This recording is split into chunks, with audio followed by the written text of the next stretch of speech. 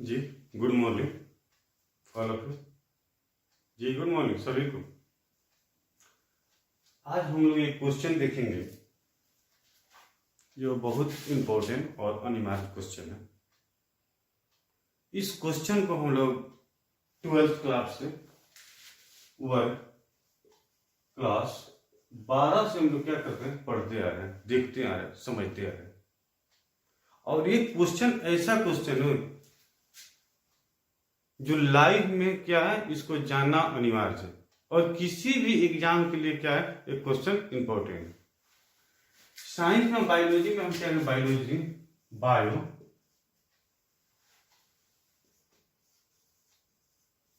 में हम लोग 12th में पढ़ते हैं। क्वेश्चन क्या लिखे, समावेशित शिक्षा में लिंग का निर्धारण किसे कहते हैं। ठीक है, लिंग का निर्धारण किसे कहते हैं और कैसे होता है, इस पर उनको ध्यान देना है। और इसके साथ साथ आप देखिए पेपर 1 CC 6 में भी इसको हमको पढ़ना है।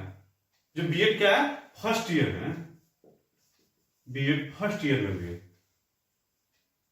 ठीक है। लेकिन उसमें क्या है, इस समावेशिक नहीं रहेगा।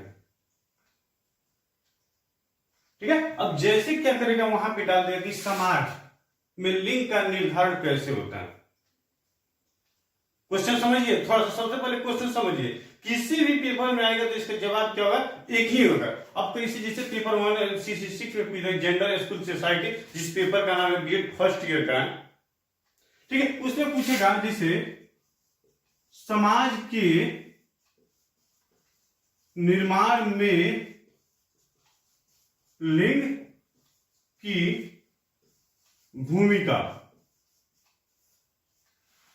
समाज के निर्माण में लिंग की भूमिका कैसे होती है, कैसे होती है। ठीक है, थोड़ा ध्यान दीजिए आप लोग। समाज के निर्माण में लिंग की भूमिका कैसे होती है। ठीक है, तो सबसे पहले समझिए कि समाज के निर्माण में स्त्री और पुरुष क्या है, दोनों अनिवार्य है। माने कहने का तात्पर्य नर और मादा दोनों क्या है, अनिवार्य है। क्या बॉय हो गर्ल नहीं है तो समाज का निर्माण हो सकता है, प्रजनन की प्रक्रिया हो सकती है। अब जैसे यहां पे हम देखते हैं कि प्रजनन की प्रक्रिया है, एक के बिना क्या है, एक के अधूरा है। और जहां पे मेल रहे वहां पे फीमेल नहीं रहे तो प्रजनन हो सकती है, बिल्कुल क्या है, असंभव है। ठीक है, तो प्रजनन के लिए क्या है, कुछ क्या है, प्रक्रियाएं हैं, कुछ रूल है। ठीक है, अब प्रजनन की प्रक्रिया और कोई बोले, अब प्रजनन की प्रक्रिया कोई बोले कि केवल क्या होता है, मनुष्य प्राणी में ही होता है, नहीं, प्रजनन की जो प्रक्रिया होगी सभी क्या होती है, सभी जीव जंतु में होती है। अब प्रजनन है, जैसे देखिए प्रजनन सभी प्राणियों में होती है, लेकिन बट अलग अलग। ध्यान दिए जी, ध्यान दिए। कहने का तात्पर्य है कि प्रजनन की प्रक्रिया क्या होती है, सभी में होती है, सभी जीव जंतु में क्या होती है, प्रजनन की प्रक्रिया होती है, लेकिन क्या होती है, अलग अलग तौर तरीके के अनुसार होती है। ठीक है, तो सबसे पहले तो हम यहां पर जाने क्या कि लिंग क्या है, इसका निर्धारण कैसे होता है। ठीक है, तो इसका परिचय के तौर पे अगर हमको लिखना हो तो हम क्या लिखेंगे, उसके जवाब क्या लिखेंगे। और उसमें क्या होता, आप लोग नाम सुने होंगे कि XX और XY, जिसको हम लोग क्या बोलते हैं, गुण सूत्र बोलते हैं, या इसको हम बोलते हैं क्या, क्रोमोसोम। क्रोमोसोम या क्रोमोसोम के नाम से भी जाना जाता है इसको। ठीक है, इसको क्रोमोसोम या क्रोमोसोम के नाम से भी जाना जाता है। ठीक है, लेकिन क्या होता है, एक जगह होता है XX गुणसूत्र और एक जगह क्या होता है XY गुणसूत्र। तो XY गुणसूत्र किसमें होता है और XX गुणसूत्र किसमें होता है। तो आप लोग मादा का नाम सुने होंगे, मादा, इसका मतलब क्या होता है नर। तो जो नर होगा उसमें क्या होगा XY गुणसूत्र होगा, और जो मादा होगी उसमें कौन कौन से गुणसूत्र होगा XX गुणसूत्र होगा। लेकिन बट किसके लिए ये, पुरुष प्रजाति के लिए, पुरुष जाति के लिए ये प्रक्रिया क्या होगी, ये जो रूल होगी, ये जो नियम होगी क्या होगी, इस प्राणी के लिए क्या है प्रजनन में प्रक्रिया में ये लागू होगी। अब नर का मतलब क्या होता है और मादा का मतलब क्या होता है, जी संदीप बोलो। नर क्या होता है, मादा क्या होता है, मेल समझते हो, फीमेल समझते हो। यहां भी क्या होते हैं, बहुत बच्चे ऐसे होते हैं जो कंफ्यूज हो जाते हैं, जी नर क्या होता है और मादा क्या होता है।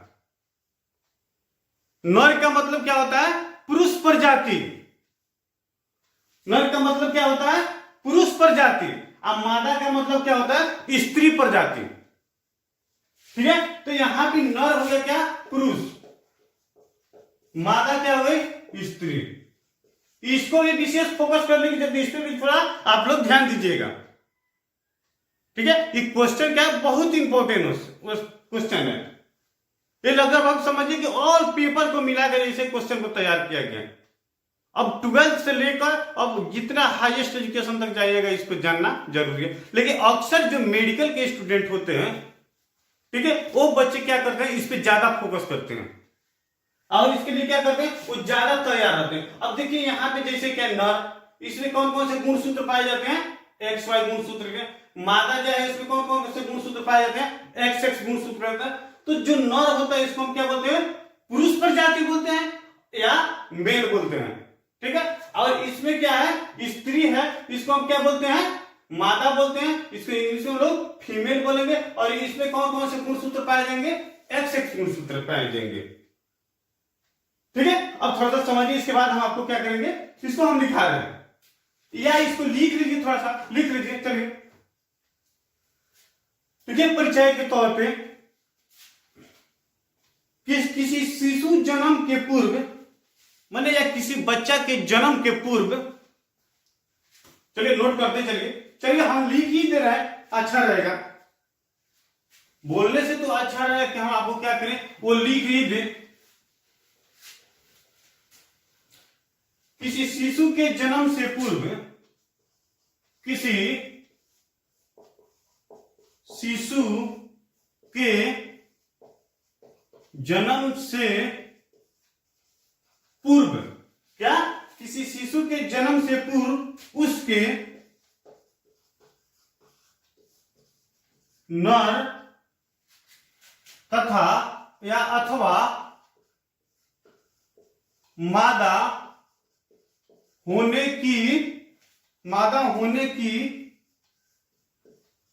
जानकारी, क्या मादा होने की जानकारी करना या भविष्यवाणी करना, जानकारी करना लिंग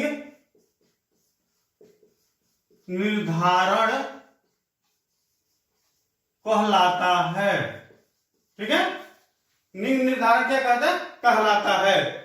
ठीक है, किसी शिशु किसी बच्चा को जन्म लेने के पहले हमें अनुमान लगाना क्या कहता है लिंग निर्धारण कहता है। ठीक है, कि क्या होगा, वो तो क्या है गर्भ में है, यूट्रस में है, लेकिन उसको हम क्या करते हैं अनुमान लगाते हैं कि वो लड़का है या लड़की, उसको क्या बोलते हैं लिंग निर्धारण कहते हैं, लिंग परीक्षण कहते हैं। ऐसे भी आप लोग बोलचाल में सुने होंगे कि हम लोग जाते हैं अल्ट्रासाउंड कराने, तो हम लोग क्या करते हैं वहां पे डॉक्टर से बोलते हैं आप परीक्षण करके बताइए कि लड़का है कि लड़की। तो वहां पे क्या लिखा रहता है कि लिंग परीक्षण कराना क्या है, कानूनन अपराध है, लेकिन फिर भी हम लोग क्या करते हैं, कराते हैं उसको। ठीक है, इसी में कुछ और जोड़ लीजिए। लड़कों में एक्स वाई गुणसूत्र पाए जाते हैं, बॉय, लड़कों में एक्स वाई गुणसूत्र पाए जाते हैं, बट लेकिन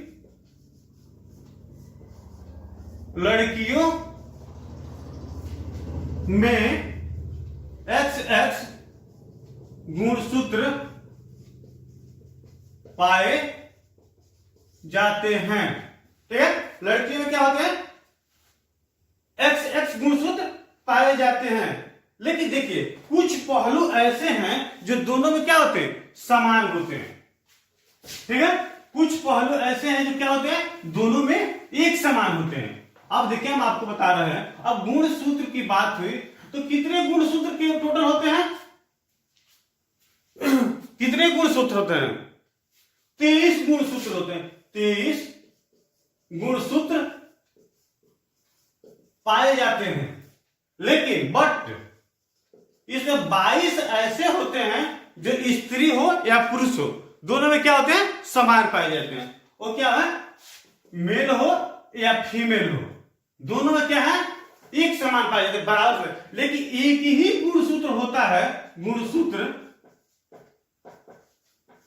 जिसके माध्यम से लिंग का निर्धारण होता है। ठीक है, वो कौन गुणसूत्र है, वाई गुणसूत्र। अब देखिए कि एक्स एक्स एक्स वाई, तीन क्या है, लगभग एक समान है, एक क्या है, उसके ऑपोजिट है। तो वाई गुणसूत्र जो होता है उसी के माध्यम से क्या होता है, लिंग का निर्धारण होता है। ठीक है, यहां तक किसी को कोई आपत्ति, कोई दिक्कत? तो नोट के तौर पे आप लिख सकते हैं कि नर का वाई का गुणसूत्र ही तथा मादा का लिंग का निर्धारण करता है। ठीक है, इसको लिख लीजिए नोट के तौर पे, नोट के तौर पर लिखिए, नर का गुणसूत्र वाई, नर का गुणसूत्र वाई लिंग का निर्धारण करने में महत्वपूर्ण भूमिका होती है। ठीक है, लिंग का निर्धारण करने में महत्वपूर्ण भूमिका होती है। अब जैसे हम लोग देखें यहां पे नर एक्स वाई, इसको हम क्या बोले, नर बोले, इसको हम क्या बोले, एक्स एक्स, इसको हम क्या बोले, मादा बोले। बोले कहने का मतलब क्या, स्त्री, ध्यान दो, इसको क्या बोले, पुरुष, इसको क्या बोले, मेल, इसको क्या बोले, फीमेल। थोड़ा ध्यान दीजिएगा, विशेष फोकस। ठीक है, नर का मतलब पुरुष, पुरुष तो समझते हैं, मेल का मतलब पुरुष, स्त्री, मादा, फीमेल। माने इसका मतलब क्या हो गया, ये हो गया क्या, लड़का, ये हो क्या, लड़की।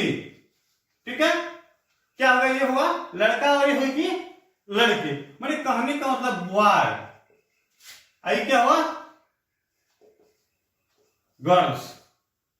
ठीक है, डिटेल, किसी को कोई आपत्ति? ठीक है, अब देखिए, अब यहां पे क्या है, अब इसको हम मानते हैं कि क्राइटेरिया। ठीक, अगर जैसे देखते हैं कि एक्स है, यहां पे आ गया, और फिर जो यहां से क्या है, ए एक्स हम ले लिए, और दोनों आकर यहां पे क्या हुआ, आपस में टकराए। ठीक है, तो किस चीज का जन्म होगा, बोलो, जोर से बोलो। ठीक है, जब एक्स एक्स आपस में टकराते हैं तो वहां पे क्या होते हैं, लड़की जन्म लेती है। ठीक है, जब एक्स एक्स गुणसूत्र आपस में टकराते हैं तो क्या होती है, लड़की जन्म लेती है। अब वहीं फिर देखिए जो आपका वाई है, ठीक है, इसमें तो वाई है नहीं, है जी, हाँ अनुपमा बोलिए, हाँ बोलो बोलो, ठीक है अनुपमा शांत रहो जी, बोलो, बहुत अच्छा बहुत अच्छा। प्रिंस, हाँ क्या बोल रहे हो, ठीक है जी। अब देखिए इसका एक्स यहां पे आया, अब यहां पे हम लोग देखें क्या कि एक में क्या हुआ, यहां पे देखिए कि x आकर क्या हुआ, x और x दोनों x आपस में जब टकराते हैं तो क्या होते हैं, लड़के जन्म लेते हैं। अब जब वही उसका y और इसका x आपस में आकर टकराता है तो क्या होता है, यहां पे लड़का का जन्म होता है। ठीक है, तो 23 गुना 2 कितना हुआ, 46। तो प्रत्येक में कितने गुणसूत्र पाए जाते हैं, 46 जोड़े, माने 23 जोड़े का मतलब हुआ कितना, 46। एक व्यक्ति में कितने गुणसूत्र होते हैं, 23 जोड़े माने 46। ठीक है, जिसमें से 23वां जो होता है उसी के माध्यम से, उसके माध्यम से क्या होता है, लिंग का निर्धारण होता है, उसके माध्यम से लिंग। 22 जो होता है वो सभी में क्या होता है, 22 एक समान होता है, उसमें किसी प्रकार की कोई डिफरेंस नहीं पाई जाती है। ठीक है, चलिए आगे कुछ नोट कीजिए, बोले नहीं, चलिए बट लेकिन दोनों में 23 जोड़े, बोल देना, लिख लीजिए, लेकिन दोनों में 23 जोड़े क्रोमोजोम की संख्या होती है या क्रोमोसोम की संख्या होती है, जिसको 46 क्रोमोसोम या गुणसूत्र कहा जाता है। 22 जो जोड़े होते हैं वह गुणसूत्र दोनों में एक समान पाए जाते हैं, दोनों में एक समान पाए जाते हैं। एक ऐसे गुणसूत्र होते हैं जिससे लिंग का निर्धारण होता है। अब लिंग का निर्धारण होता है। अब लड़का का एक्स स्पर्म, माने कहने का तात्पर्य, जब लड़का है इसका एक्स स्पर्म या शुक्राणु भी बोलते हैं। ठीक है, देखिए अब यहां पे भी ध्यान दीजिए। ठीक है, जो नर होता है उसमें क्या होता है, शुक्राणु होता है, और जो मादा होता है उसमें क्या होता है, अंडाणु होता है। क्या है, अंडाणु होता है। जो पुरुष होगा उसमें क्या होगा,